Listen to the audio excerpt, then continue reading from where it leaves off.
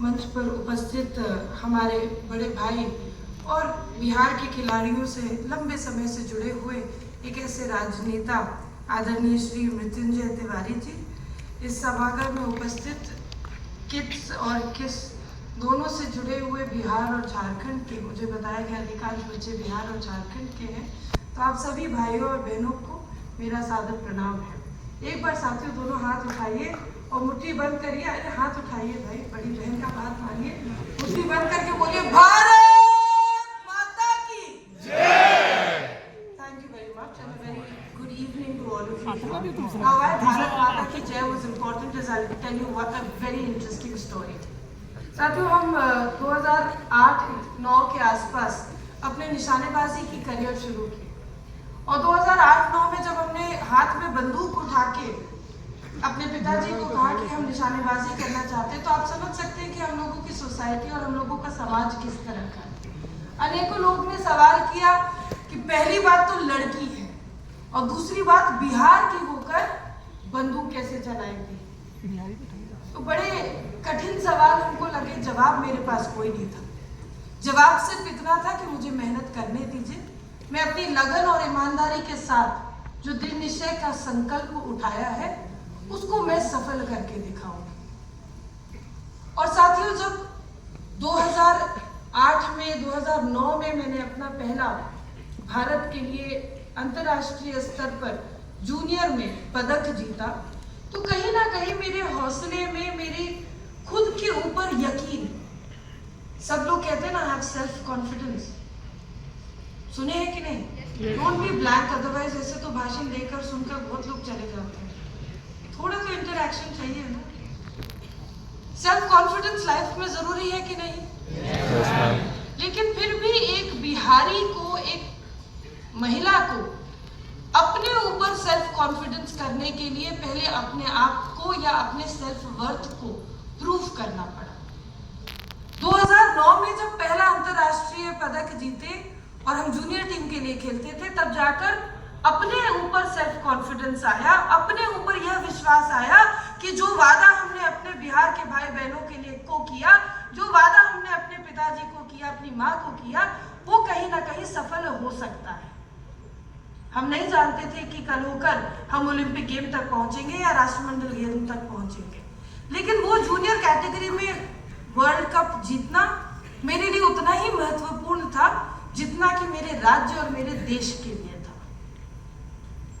साथियों वहां से कहानी शुरू हुई 2010 में। Unfortunately so I lost my father at a very young age. स्वर्गीय दादा दिग्विजय सिंह जी ने बहुत से प्रिंसिपल और बहुत से मॉरलिस्टिक, आइडियलिस्टिक बेस्ड वैल्यूज हम लोगों को बचपन से सिखाए, और जो मेरी आखिरी कॉन्वर्सेशन उनके साथ थी वो यही थी कि 2010 में राष्ट्रमंडल खेल आयोजित थे और 2010 में जब राष्ट्रमंडल खेल भारत में आयोजित थे तो उन्होंने कहा था कि श्रेयसी आज तक कोई भी भारत की महिला तुम्हारे इस डबल ट्रैप और ट्रैप के खेल में कोई भी स्वर्ण पदक या पदक नहीं जीती। तो मैं सिर्फ एक पिता नहीं बल्कि, क्योंकि वो उस एसोसिएशन के अध्यक्ष भी थे, उन्होंने कहा कि मैं एक अध्यक्ष के नाते भी कह रहा हूँ कि मेहनत अच्छी करो और राष्ट्रमंडल खेलों में पदक जीतो। साथियों 2010 में राष्ट्रमंडल खेल होने से पहले वो हम सभी लोगों को इस दुनिया से छोड़कर चले गए। 2010 में जब हम कॉमनवेल्थ गेम्स की टीम में पहली बार अपना प्रदर्शन कर रहे थे तो मुझे लगता है कि मैं चौथे या पांचवें स्थल पर रह गई थी। I could not finish on the podium. It took a long year of 4 years to dedicatedly train hard, work hard, to keep reminding yourself and keep telling yourself of why you are doing this. And while you are telling yourself of why you are doing it, you are also constantly seeking validation. और उस validation के साथ जब 4 साल गुजरे तो 2014 का राष्ट्रमंडल खेल ग्लासगो में, जहां आज भी राष्ट्रमंडल खेल चल रहे हैं, उस ग्लासगो की उसी धरती पर आयोजित थे। वहां पर हम गए, जो तस्वीरें आपने देखी वो उसमें से कुछ ग्लासगो की भी तस्वीरें थी और हमने अपना पहला रजत पदक सिर्फ अपना ही नहीं बल्कि भारत के लिए शॉटगन की स्पर्धा में पहला रजत पदक जीतने का काम किया। तालियों की गड़गड़ाहट के साथ हम भी उस फील्ड बाहर निकले, जब फील्ड ऑफ प्ले से बाहर निकले तो बहुत से लोगों ने कहा कि बिहार की लड़की ने ये मेडल जीता है, भारत की लड़की ने ये मेडल जीता है। But the moment I walked out of that FOP, I felt like my dream was only half fulfilled. कभी आप लोग कोई स्पोर्ट्स खेलते हैं? Yes, ma'am. कभी किसी दोस्त के साथ मैच लगाते हैं, बैडमिंटन का हो, क्रिकेट का हो, लगाते हैं? कभी सोचते हैं कि इसमें मैं सिल्वर मेडल जीत कर आऊंगा? कभी सोचा है कि मैं जाऊंगा और सिल्वर मेडल जीत कर आऊंगा? सपना तो स्वर्ण का होता है। तो it was a very short lived dream. एक तरफ हर्ष था, उल्लास था इस बात का कि भारत में पहली बार किसी ने ये करके दिखाया। वहीं दूसरी तरफ एक बड़ा सवाल था कि रजत का सपना कौन देखता है, और अगर रजत जीते हैं तो सपना पूरा कैसे हुआ। उस संघर्ष के साथ हम लोग 2018 की तैयारी करें। 2018 में साथियों तरह तरह के प्रेशर होते हैं। जैसे जैसे भारत का खिलाड़ी जूनियर से सीनियर होता है और उम्र के साथ, वो अनुभव के साथ आगे बढ़ता है, वैसे वैसे उससे जुड़ने वाले लोग भी अनेक हो जाते हैं। जो लोग मुझसे 2008-9 में सवाल कर रहे थे कि लड़की हो, बंदूक कैसे चलाओगी, बिहार से आती हो, वही लोग मुझे मोंगा पन्ना और चांदी जैसी अंगूठियां पहनाने के लिए तैयार थे ताकि मेरा वो रजत स्वर्ण में बदल जाए। लेकिन उन लोगों की बात ना मैंने 2008 में सुनी थी, ना 2018 में सुनी, और आज वादा करती हूँ साथियों, आज बिना किसी अंगूठी पहने खड़ी हूँ, ना 2028 में सुनी। अगर जिंदगी में किसी भी क्षेत्र में आगे बढ़ना है तो अपने ऊपर विश्वास कीजिए। अगर आप महादेव और भगवान में विश्वास करते हैं तो आस्था रखिए, लेकिन उससे ज्यादा बड़ी आस्था अपने उन माँ बाप के ऊपर रखिए जिनके जीवन का मूल्य आपके चारों ओर मंडराता हो। जिस माँ बाप ने आपको सिर्फ इस धरती में, इस जीवन में लाया ही नहीं, बल्कि जिस दिन आपने अपनी पहली सांस ली, जिस दिन पहली बार आपने अपना मुंह खोल के और चिंगाड़ के आप रोए होंगे, उस दिन से उन माँ बाप ने आपके लिए एक आदर्श जीवन की परिकल्पना और संकल्प लेकर वो लोग आगे बढ़े। आपको स्कूल भेजा, कॉलेज भेजा, खाने की, शौक की, खेल की, हर चीज की वो व्यवस्था की जिससे कि आपका जीवन उनके जीवन से बेहतर हो पाए। और साथियों 2018 में जब हम कॉमनवेल्थ गेम्स पहुंचे with no rings on my fingers, historically so I did win the gold medal there. और जब वहां स्वर्ण पदक जीते तो क्रिकेट का मैच देखे होंगे, शूटिंग का तो शायद कोई शूटिंग देखता है? आप शूटिंग देखती हैं? शूटिंग है, शूटर है क्या? You like to watch the sport? Your cousin brother is a shooter. Thank you so much for watching my sport. But cricket का match, just to make it more relatable, क्योंकि मैं और आप, मुझे लगता है सिर्फ दो ही ऐसे लोग हैं जो पूरे हॉल में शूटिंग का कोई मैच देखे हो। To make it more relatable, cricket का मैच लोगों ने देखा है? क्रिकेट, फुटबॉल, हाल में फीफा भी हुआ। So जब ऑडियंस स्टैंड सजता है और जब दो लोगों के बीच में कंपटीशन या दो टीमों के बीच में कंपटीशन हो रहा होता है, तो मेरा भी कंपटीशन एक रोमांचक मोड़ पे आकर अटक गया। और टाई शूट की जब स्थिति बनी तो मैं भारत का प्रतिनिधित्व कर रही थी और मेरे सामने ऑस्ट्रेलिया के गोल्ड कोस्ट में राष्ट्रमंडल खेल आयोजित थे, कॉमनवेल्थ गेम्स आयोजित थे, और ऑस्ट्रेलिया की ही खिलाड़ी जिनका नाम एमा कॉक्स था, उनके साथ आमने सामने हमारा मुकाबला था। जो भी लड़की पहला टारगेट छोड़ती, क्योंकि हम फ्लाइंग टारगेट्स पर निशाना लगाते हैं, जो भी लड़की पहला टारगेट छोड़ती उसको सिल्वर के लिए सेटल करना पड़ता, और जो टारगेट नहीं छोड़ती उसको स्वर्ण पदक मिलता। पहले वो जो आपने वो हवा में वो ऐसे ऐसे करते हुए देखा, वीडियो में देखा था, उससे पहले की कहानी है। तो उसी वक्त ये तय हुआ रैंडम प्रोसेस से कि मुझे पहले चलाना है और जो एमा है वो मेरे बाद चलाएगी। यानी कि प्रेशर दोनों के ऊपर एक तरीके से बराबर था, लेकिन उस वक्त क्योंकि मुझे पहले चलाने के लिए बोल दिया तो कहीं ना कहीं प्रेशर मैं अपने ऊपर ज्यादा ले रही थी। और साथियों, ये वही एमा कॉक्स थी जिसने मुझे प्री कॉमनवेल्थ गेम्स में उसी वर्ष या उससे 6 महीने पहले, अगर वर्ष बदला हो तो अलग बात है, पर उसी कंपटीशन से 6 महीने पहले उसी धरती पर हराया भी था। मैं प्री कॉमनवेल्थ में सिल्वर मेडल जीती थी, लेकिन ये मूल कॉमनवेल्थ गेम्स थे। और जब वहां उनके सामने खड़ी थी तो कहीं ना कहीं उनको ये कॉन्फिडेंस था कि वो स्वर्ण पदक जीतेंगी या जीती हुई हैं। और मुझे ये कहीं ना कहीं अपने पिताजी का संकल्प और जो सफर एक बेटी और पिता का शुरू हुआ, वो सफर आगे बढ़कर कहीं ना कहीं हर भारत के खिलाड़ी का हो गया था और निश्चित रूप से हर बिहार के खिलाड़ी का हो गया था। और जब उस मंच पर हम लोग खड़े हुए और हाथ में बंदूक लेकर हम एक बार जमीन की ओर देख रहे थे, तो हम अपने आप को सिर्फ इतना याद दिला रहे थे कि श्रेयसी, आज मेरे उस वक्त की बात बता रहे हैं, और उस वक्त मेरे करियर को 1 दशक हो गया था लगभग। और उस दशक की अपनी हर ट्रेनिंग को, every last mile that I ran on the treadmill, every cartridge that I fired, every time that I picked up my gun, every time that I ate my breakfast, every time that I ate my dinner, every time that I took a deep breath, I could only think about winning at the Commonwealth Games.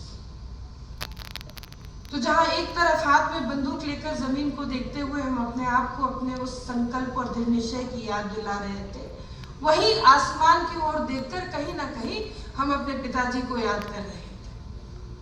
और क्योंकि वो परिवेश मेरे लिए नया था, अंतर्राष्ट्रीय मंच था, मैदान था, और पूरा स्टेडियम, सामने ऑस्ट्रेलिया की खिलाड़ी थी तो जोर जोर से ऑजी ऑजी का नारा लगा रहे थे, और उस ऑजी ऑजी का नारा भी कहीं ना कहीं मेरे कानों में गूंज रहा था। लेकिन साथियों, उसी वक्त उस ऑडियंस स्टैंड में जब थोड़ी सी ऑजी ऑजी का आवाज कम हुआ, तो उस ऑडियंस स्टैंड में मेरी माँ, मेरी बड़ी बहन भी उपस्थित थी और मीडिया के भी कुछ लोग उपस्थित थे, जिनको शायद मुझसे ये उम्मीद थी कि मैं कुछ नया करके दिखाऊंगी।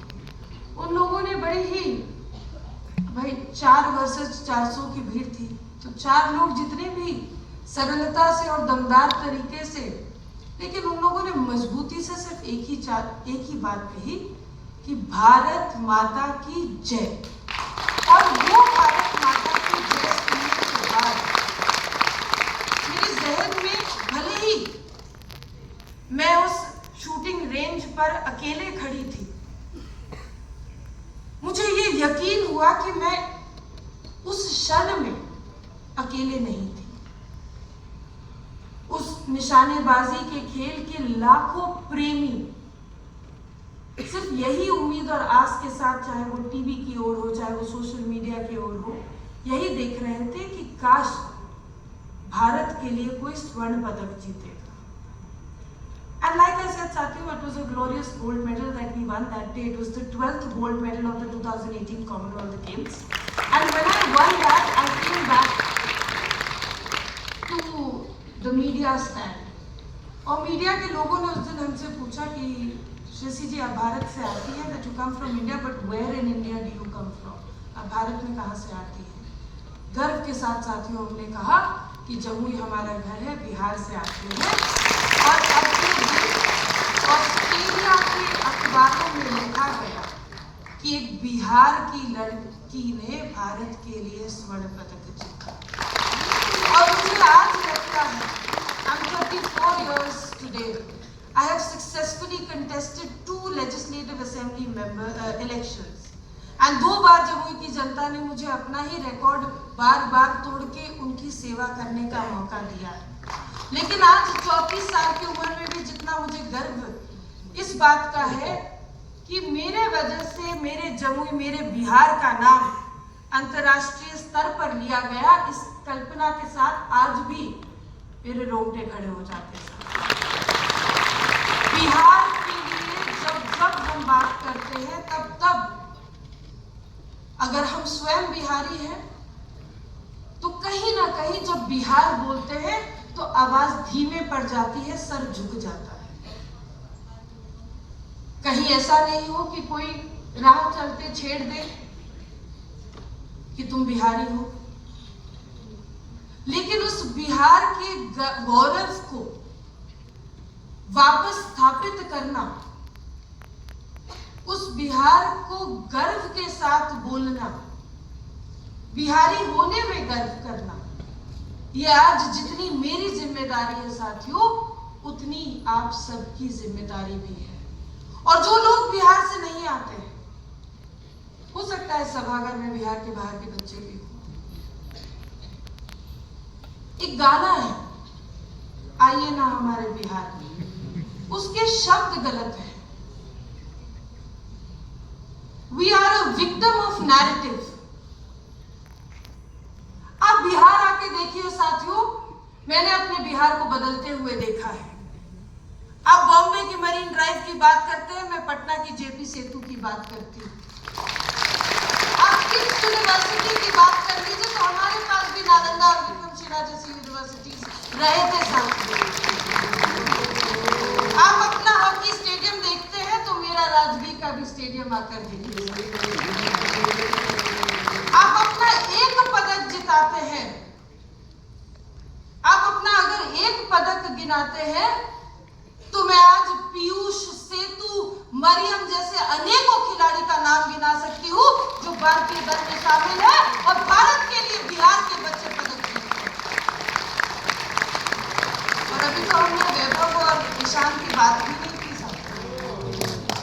एक बिहार का ऐसा लाल जो 15 साल की उम्र में सचिन तेंदुलकर का रिकॉर्ड तोड़ भी चुका है और बंगाल के वाइस कैप्टन का प्रमाण भी करता है। आकाशदीप और मुकेश तो ऐसे फास्ट पेस बॉलर्स जिन्होंने भारतीय दल के लिए खेला है, भारत के लिए पदक जीता है और आज जिस मेडल नाउ नौकरी पाओ की आप चर्चा कर रहे हैं, उसके माध्यम से आज बिहार सरकार में डीएसपी की नौकरी भी कर रहे हैं। ये मेरा बदलता हुआ बिहार है। आपको लगता है कि बिहार को आपको कोई टीवी की दुनिया या कोई गानों के शब्दों में दिखला सकता है? बिहार इतना सरल नहीं है। मैं कहती हूं आइए मेरे बिहार में और देखिए मेरे बिहार को बदलते हुए। जिस गर्व और गरिमा के साथ, जिस गंभीरता के साथ हम सिर्फ राजनीतिक नहीं लेकिन आज औद्योगिक और खेल को भी आगे बढ़ा रहे हैं, वो मेरा बदलता हुआ बिहार है साथियों। और मैं आपको वादा करती हूं, चाहे ये आपका आलीशान किट यूनिवर्सिटी का मंच हो या ये कोई भी और भारत के किसी भी विकासशील राज्य का कोई भी मंच हो, मैंने अपनी कहानी इसलिए बताई क्योंकि जब एक व्यक्ति संकल्पित होके आगे बढ़ता है, सवाल उठाए जा सकते हैं, सुझाव दिए जा सकते हैं, लेकिन उसकी कहानी वो खुद बनाते बनाते अपने साथ अपने राज्य की कहानी रच रहा होता है साथियों। और मैं अपने काम करने के तरीके को जानती हूँ। आज खेल विभाग में जितने भी पदाधिकारीगण हैं, वो भले ही बड़े बड़े आईएएस ऑफिसर हो, आरएफ सर भी हमारे साथ है, बड़े बड़े आईएएस ऑफिसर्स हो, आईपीएस ऑफिसर्स हो, स्टेट के सिविल सर्वेंट्स, फिर भी ये सभी लोग और आज खुद खेल विभाग के मंत्री खेल से जुड़े हुए लोग हैं। हम हाथ में कलम लेकर, शरीर पे शर्ट पहनकर जरूर लगते हैं कि बहुत प्रोफेशनल और बहुत ही किसी स्ट्रिक्ट रिजीम को फॉलो करते हैं, लेकिन मैं आपको आश्वासन देती हूँ कि हम सबके दिल में एक ही दिल धड़क रहा है जो एक खिलाड़ी का दिल है। और उस खिलाड़ी के दिल को धड़कते हुए देखी बिहार की जो धड़कनें हैं वो और तेज हो रही है। जो बिहार नेशनल गेम्स के पदकों में कभी अपनी संख्या भी नहीं जता पाता था, वह बिहार आज राष्ट्रमंडल खेलों में स्वर्ण पदक का खाता खोल रहा है। आज झंडू कुमार ने आज राष्ट्रमंडल के लिए 2026 वाले शुरू हुए तो बिहार के ही पैरा एथलीट ने वो मेडल जीतने की शुरुआत की थी। मैं सिर्फ इतना ही वादा करती हूँ साथियों कि जो बिहारी है गर्व से कहिए कि हम बिहार से हैं। ये जिम्मेदारी आपकी और मेरी युवा की है। जो बिहार से नहीं है उनको बिहार लेकर आइए और बदलते हुए बिहार की तस्वीर और हकीकत दिखाइए और उस नैरेटिव को बदल के रख दीजिए। मैं आपको वादा करती हूं कि जिस रफ्तार के साथ आज भारत आदरणीय प्रधानमंत्री नरेंद्र मोदी जी के नेतृत्व में आगे बढ़ रहा है, बिहार उसकी दुगनी गति के साथ खेल और उद्योग जैसे क्षेत्रों में आगे बढ़ेगा। और ये जो मुद्दा है कि बिहार का पलायन रुकना चाहिए, बिहार के खिलाड़ियों को आगे बढ़ना चाहिए, मैं वादा करती हूँ कि ये कहानी भी पलट के दिखाऊंगी और सिर्फ पलायन रोकने का नहीं बल्कि रिवर्स माइग्रेशन बिहार में करा कर दिखाऊंगी। इन शब्दों के साथ I would also like to say one last thing before I leave you. Sports is very important for personal growth. It teaches you how to become a better person. And in life, there will be ups and downs. जिंदगी कभी एक सामान्य नहीं रहती साथियों, ये उतार चढ़ाव से घिरी रहती है। संघर्ष चाहे एक खिलाड़ी का हो, एक इंजीनियर का हो, एक डॉक्टर का हो, एक सिविल सर्वेंट का हो, एक एजुकेशनिस्ट का क्यों ना हो, जिंदगी एक सामान्य कभी नहीं रहेगी। जिंदगी हमेशा उतार चढ़ाव से घिरी रहेगी। लेकिन जब जिंदगी आपके हिसाब से नहीं आगे बढ़ रही और फिर भी आपको अगले दिन का सामना डट कर करना है, वो आपको सिर्फ एक खेल मैदान सिखा सकता है। एक खिलाड़ी हारने के बाद भी अगले दिन से जीत की तैयारी करता है। And that is the most important value to have in life. कि अगर मुझे जिंदगी हराने का प्रयास करती है या मैं जिंदगी से हारता हूं तो मैं अगले दिन एक नई सुबह के साथ, एक नई किरण के साथ मैं जीतने की तैयारी भी करूंगा। और ये हार जीत के ही अंतर में, सफर में जिंदगी बीत जाती है। इन्हीं शब्दों के साथ आपने मुझे अपने यूनिवर्सिटी में बुलाया। मैं आज भी डॉक्टर सरनजीत जी को, क्योंकि इन्होंने कहा इस मंच से कि पहले भी बुलाया था और हम नहीं आ पाए थे, सॉरी थोड़ा सा व्यस्त रहते हैं सर, काम कर लेते हैं, अच्छा लगता है। बट आपको मैं वादा करती हूँ, आप अगली बार मुझे जब भी बुलाएंगे, चाहे खिलाड़ियों के लिए हो या महिलाओं के लिए हो, मैं इस मंच से वादा करती हूँ कि मैं सब काम छोड़ के सबसे पहले आपकी यूनिवर्सिटी में आने का काम करूँगी। डॉक्टर गगन भी बता रहे हैं कि नया शूटिंग रेंज भी जल्द बन रहा है। सर मेरी एक हार्दिक इच्छा और गुहार आपसे यही है कि अक्सर जब शूटिंग रेंज बनता है तो उसमें सिर्फ राइफल और पिस्टल लोग जोड़ लेते हैं। मेरा शॉटगन पीछे छूट जाता है सर, प्लीज एक शॉटगन की रेंज भी बना लीजिए। और किड्स के बच्चों को भी आप लोग इतनी बड़ी संख्या में यहाँ उपस्थित हुए, मैं आशा और उम्मीद रखती हूँ कि मैंने अपने वचनों से आप लोगों को बोर नहीं किया हो। नहीं तो जब मैं आई थी यहाँ पे तो लग रहा था कि सब सो रहे या तो सब इंस्टाग्राम कर रहे हैं। तो मैं उम्मीद करती हूँ कि अब जब मैं इस मंच को छोड़ रही हूँ तो आप लोगों को मैंने अपने वचनों से कुछ ना कुछ तो प्रोत्साहित किया ही होगा, नहीं तो कम से कम बोर तो नहीं किया होगा।